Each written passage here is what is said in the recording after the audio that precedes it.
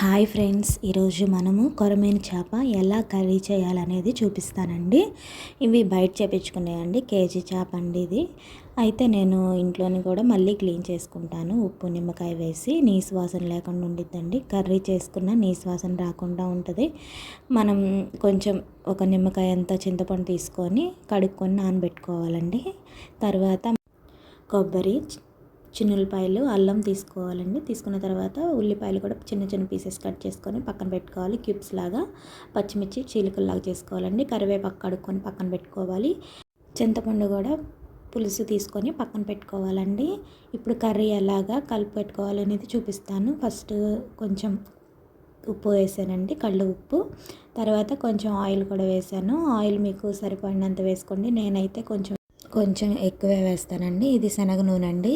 శనగ నూనె చాలా బాగుండిద్దండి చేపల కూరల్లో కానీ కర్రీస్లో కానీ. శనగ నూనె చాలా టేస్ట్గా ఉండిద్దండి. దాంట్లో ప్రోటీన్ కానీ మనకి కావాల్సిన మంచి కొవ్వులు కానీ చాలా బాగా లభిస్తాయండి. పర్ పర్సన్ 20 గ్రామ్సే వాడుకోవాలండి పర్ డే.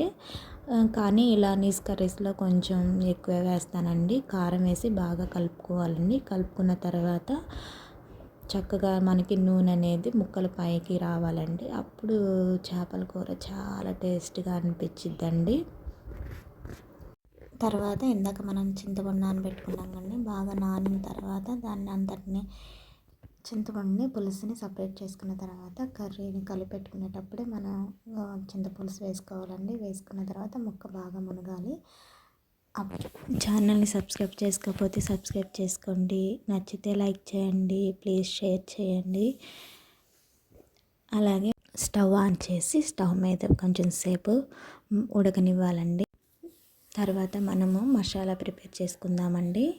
ఇప్పుడు కొబ్బరిని బార్ పీసెస్గా కట్ చేసుకోవాలండి. కొంతమంది క్యూబ్స్లా కట్ చేస్తారు, అవి మిక్సీ జార్లో అడ్డుపడతాయండి. ఇలా బార్ కట్ చేసుకుంటే ఏం అడ్డుపడకుండా చక్కగా నలిగిపోయిద్దండి. ఇది అల్లం వెల్లుల్లి కొబ్బరి పేస్ట్ అండి.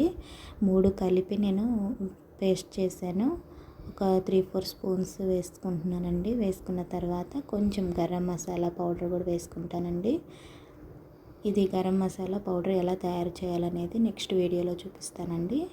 కొంచెం కరివేపాకు కూడా వేసుకొని ఇంకా మూత పెట్టేసి కాసేపు బాగా ఉడికించుకోవాలండి.